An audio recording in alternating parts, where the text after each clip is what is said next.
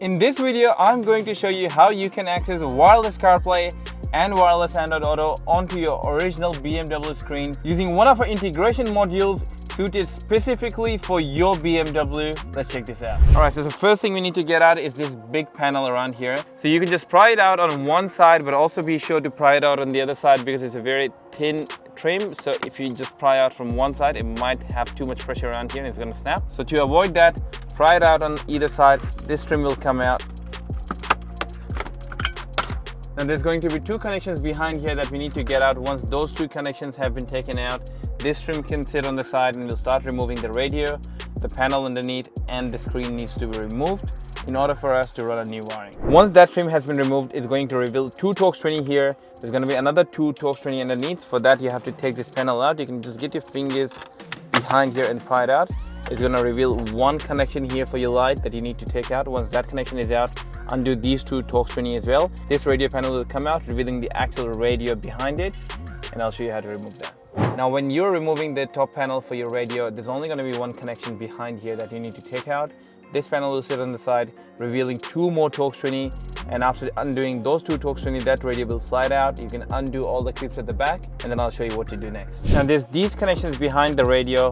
You'll see here, this is the cord lock, and you'll see at the bottom, that's your fiber optics right there. That's your fiber optics right there. So this is the one that you have to take it out from here and then transplant it into the new harness, the new cord lock harness from our kit. Now before we start doing any of the wiring, we also have to remove the screen, which is just held on by these two Torx 20 here. So once you undo those Torx 20, the screen will pop out, and once the screen is popped out, you can see there's a couple of connections behind there. Take those connections out, put the screen in a safe side, use some of the microfiber if you've got some laying around to make sure there's no scratches coming onto the screen, and then we'll start doing the plug-and-play connections, and I'll show you what to do next. Now one more thing I've done here is to run my USB to my glove box. I've gone ahead and used a long zip tie tool to run it from the center all the way into my glove box. There's a nice opening here, just protected by this small cover here.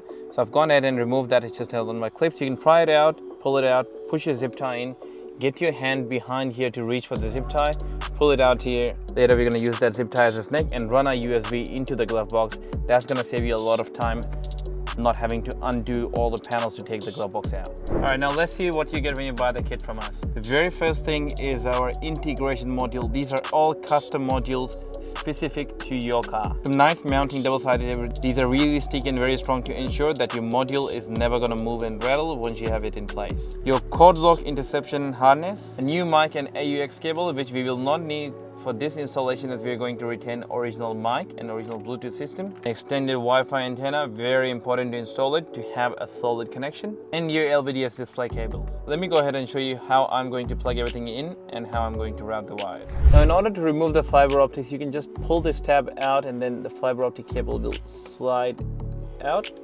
You want to make sure you put it in the same position on the new harness, otherwise you're not going to have good time trying to get your sound working. Now one more thing that I've done here is gone ahead and wrapped everything in this nice fabric tape, keeping the originality and the original tape of the car. Good aesthetics, minimizing all the rattling. It's just a no-brainer to do it. If you don't have this lying around, you don't need to worry about it, but do make sure that anything that you're not using, you go ahead and tape it up so it's not dangling and rattling around. What I've also done is I've taped up my AUX cable because I'm retaining the OEM Bluetooth. In case if your car does not have the music streaming functionality on your OEM Bluetooth, what you would need to do is also run this cable alongside to your center console into the AUX port, and you would also have to run your mic wiring. We do not need that for this case. I'm going to go ahead and do all the plug and play and then demonstrate what I've done here. Now also on the back side of our module, you'll see there's 3 different screen sizes that this is compatible with. So go ahead and check which one is yours. If yours is the 10.25 inch, you want to make sure your dip switches are set accordingly. If yours is the 6.5 inch, you would have to test which one of these are working. So you can kind of do like a demo plug. Just plug in the new cord lock, plug in your LVDS back into the radio and the other side into the screen, and you can test it. It's always good to test it before you solidify anything. So I've gone ahead and fished the USB cable into the glove box. This can close up now and sit on the side. That's my power harness for the new module. Cord lock has already been done for the plug and play. There's going to be a new female side that's going to go in the back of the radio. Now for the module itself, one side is going to be your antenna. That's your Wi-Fi antenna that we're going to mount on a flat plastic surface away from all of the electronics. Now in terms of your display cable, how you want to run it, your new LVDS out is going to go directly to your screen. So how you want to run your LVDS is the LVDS out, which is your dark red or pink cable, however you want to call it. That one is going to go straight to where your screen sits. So it's going to run behind, up and right behind the screen. This is going to plug directly into the screen. Now your old screen cable is going to connect into the LVDS in female side. The other side is going to go behind your original factory radio, and the white one plugs into white. Very easy to remember. If you have any questions about this, you can leave a comment down below and I can help you with that. Now that's all the plugs done here, and then from your original one next to the power harness, this one here is your mic retention. It's going to use the original factory mic, which is going to get plugged in here. Now once all of that is plugged up, I'm going to go ahead and put the radio back in, get everything nice and neat, and show you what to do next.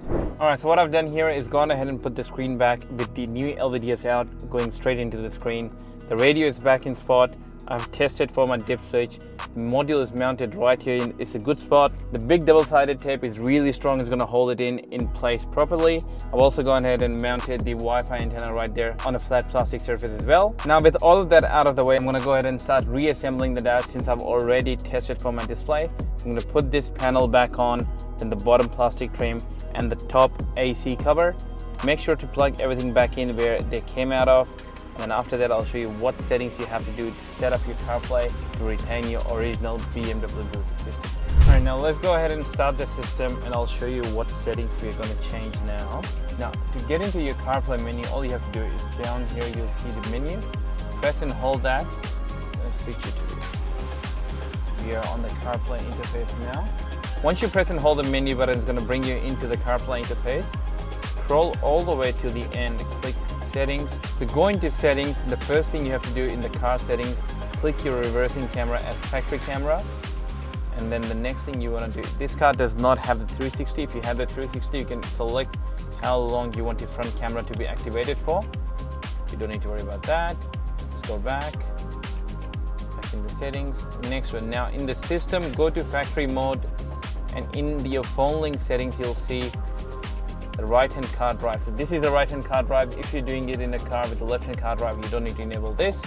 Next one is your disabled phone link audio. Enable that. What that allows for you to do is your CarPlay is only running as a video. So your calls, your music, everything is still going through your original BMW Bluetooth system. You have to go ahead and do reboot. I'm not sure, I'll the logo up there. And I'm gonna go ahead and pair my phone up, and then we're gonna test it for sound, calls, audio, everything, and I'll show you how it works. Now the first part of the pairing is I'm connected to the original BMW Bluetooth system here, connected.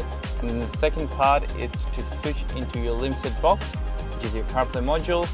Go into Bluetooth, and then you'll see this name here, limited box D572. That's the one you're going to pair around here. It's going to pair, bring me into CarPlay, and straight away it's going to disconnect. Bring me into CarPlay there. Boom.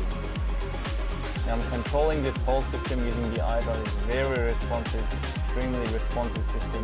Alright, so now let me go ahead and play a song using the iDrive and the CarPlay. Once I play that one there, I'm just trying not to get a copyright. That is fully integrated with the BMW system. So if you see it on my phone where the song is playing, it's actually going through your BMW system. That's the installation done, guys. It's an amazing system, fully integrated, compatible with your iDrive. You retain all of your original BMW system. You can access everything just the way you did before the installation, bringing your car up to date. Guys, if you want a system like this in your car, reach out to me on info@westernautocustoms.com.au or log on to www.westernautocustoms.com.au to see how I can help you with your car.